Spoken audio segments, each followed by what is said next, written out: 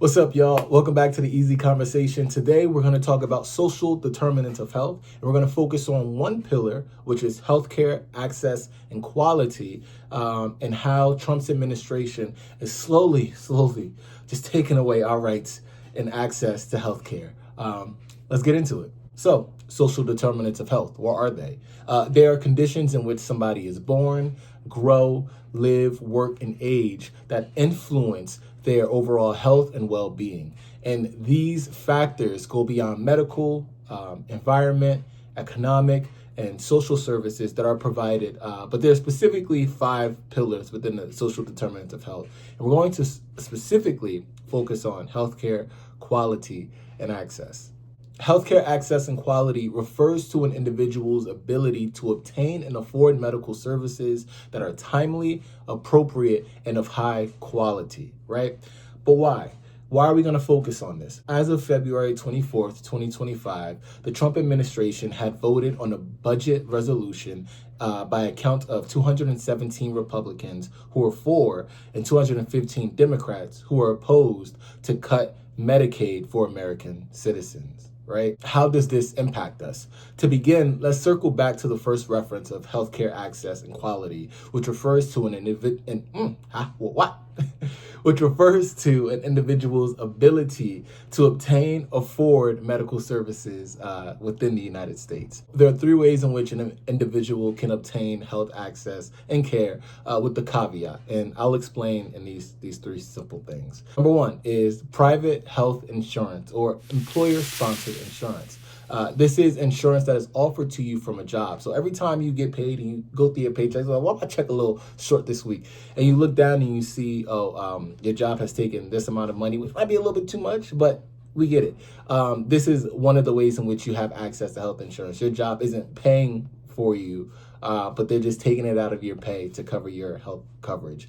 Another way is through market plans, which is individuals can purchase health insurance through the Affordable Care Act on the marketplace.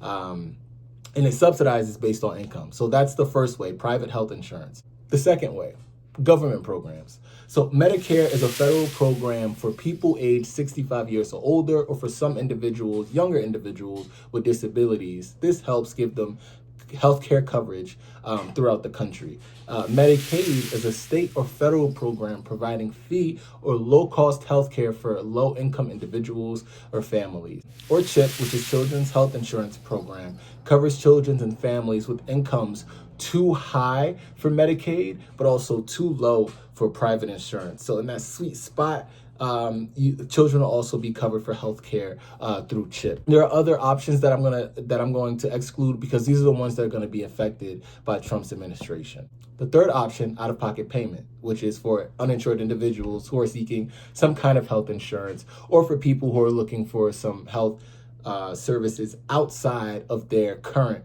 coverage. Now, some providers offer a sliding scale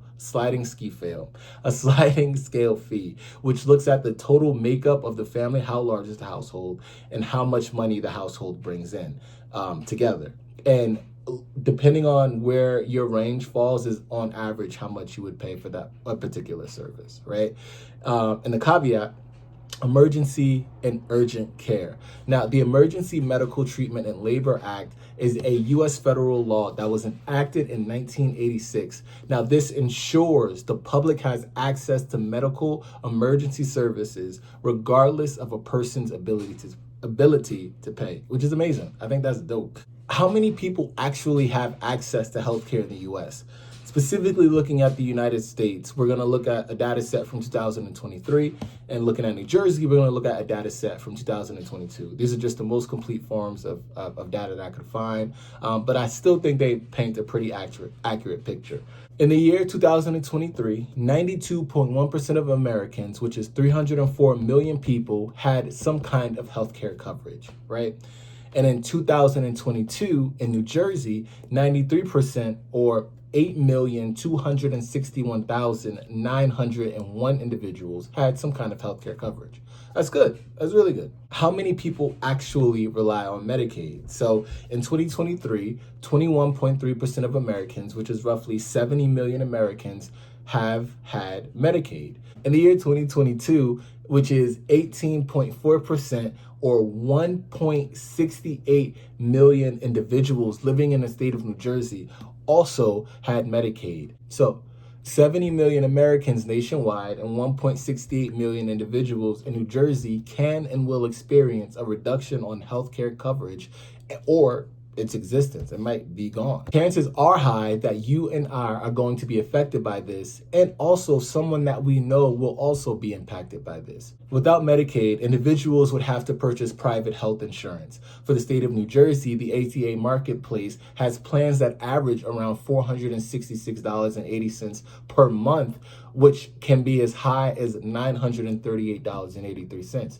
That's crazy. And this is not even including co-pays, deductibles, and out-of-pocket expenses. For many, this is not financially realistic, making healthcare inaccessible for millions of Americans. The quality of care will also suffer as fewer providers will accept Medicaid.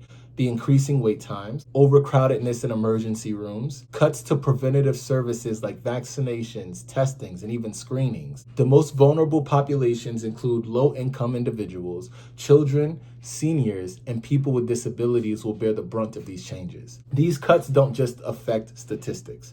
They impact real people, including you, me, and those we care about.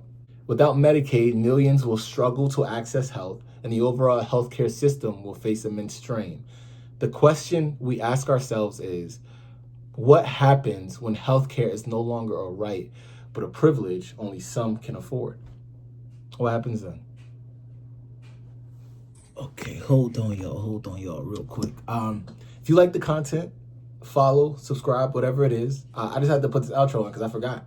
All right, I'm putting out education. I need a little bit. Speak. This is why people don't follow you. Speak. All right. I'm putting out a little bit of education. I'm gonna need some help here. All right. We getting this out. Next video is gonna be on measles, by the way. So, but yeah, I just want to say hi, y'all. I'll see y'all later. All right. Out.